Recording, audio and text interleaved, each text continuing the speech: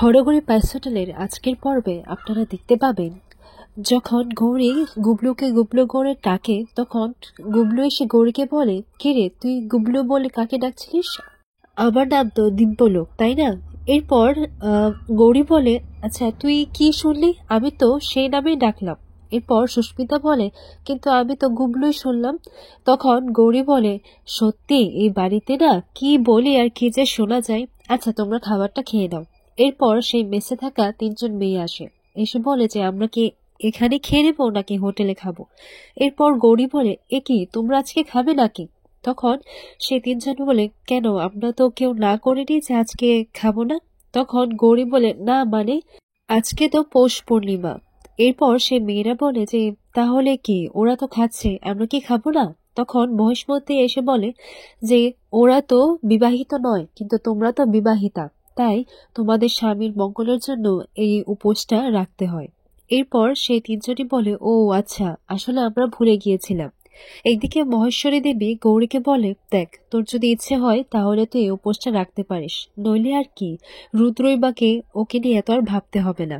এরপর গৌরী বলে, না মহেশমতি, আমার শরীরে যতদিন এই শাখা পলা সিঁদুর রয়েছে আমি তো কখনো ওর অমঙ্গল চাইতে পারি না। হ্যাঁ, ওর উপর আমি রাগ করে আছি ঠিকই। এরপর এইদিকে দেখা যায় শিউলি আর দিবাকর বাজার করে আসছিল, আর তখন দিবাকর শিউলিকে ফেলে সেখান থেকে চলে যায়, বলে যে তুমি তাড়াতাড়ি আসো, আমি যাচ্ছি। এদিকে রকি গিয়ে বলে, কাকা চলে গেল তোমাকে একা ছেড়ে? তখন শিউলি বলে, তোমার কাকার কাকির দিকে তাকানোর আর সময় কোথায়। এরপর কেউ একজন বৌদি বলে ডেকে ওঠে, এবং এটা শুনে শিউলি খুব খুশি হয়, আর এভাবেই শিউলিকে একেবারে নাচাতে লাগে কথার জালে। তখন ভুলিয়ে ভালিয়ে শিউলিকে রাজি করিয়ে নেয়, বলে যে আমরা না ভালো খাবারই বানাবো। এরপর শিউলি বলে যে শুনেছিলাম কালকের খাবারটা নাকি একবারে মুখে তোলার মতো হয়নি। তখন রকি বলে, বৌদি তুমি যদি হেল্প করো তাহলে কিন্তু ভালো ভালো রান্না করতে পারবো। এরপর শিউলি বলে, আচ্ছা আমি হেল্প করব, তোমাদের মতো দেওরকে তো হেল্প করাই যায়, বলো কি হেল্প করতে হবে। এরপর রকি বলে, ওই রেসিপির ডায়েরিটা কোথায় আছে সেটার হদিশটা একটু বলে দিতে হবে। এরপর শিউলি রাজি হয়নি। এরপর তারা সবাই বলতে লাগে, আচ্ছা ঠিক আছে, তাহলে তোমার জন্য রোজ দুবেলা করে সব ফ্রি, পোলাও, কাটলেট, মাংস এই সব কিছু তুমি ফ্রি পাবে।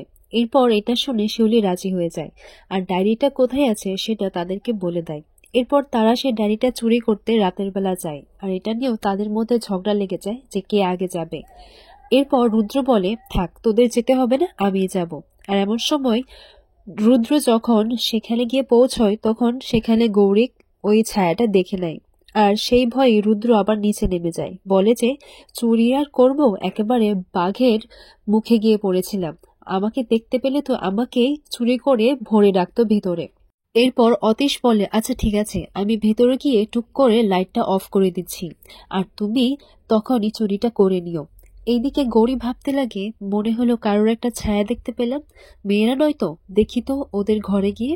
এরপর অতীশের দিকে বলে যে আমাকে নিয়ে মজা করবি না, দেখিস আজকে কি অন্ধকার করি, এমন অন্ধকার করবো না যে চারিদিকে আর কিচ্ছু দেখা যাবে না, চলো।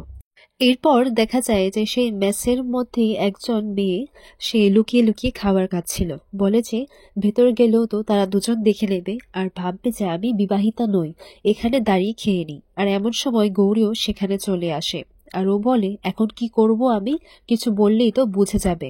গৌরী বলে, তুমি এখানে মুখ ফুলিয়ে চুপচাপ দাঁড়িয়ে রয়েছো কেন, নাকি তুমি খাবার খাচ্ছ? আর তখনই সেখান থেকে আরেকজন বেরিয়ে আসে। এরপর গৌরী তাকে দেখে বলে, এ কি, তোমারও তো দেখছি এই একই অবস্থা, কি হচ্ছে, দেখি তোমাদের মুখে কি হয়েছে, দেখি আমি। এমন সময় লাইটটা চলে যায়, এবং গৌরী বলে, ওমা, হঠাৎ করে সব ঘরের লাইট অফ হয়ে গেল কেন, লোডশেডিং হয়েছে নাকি?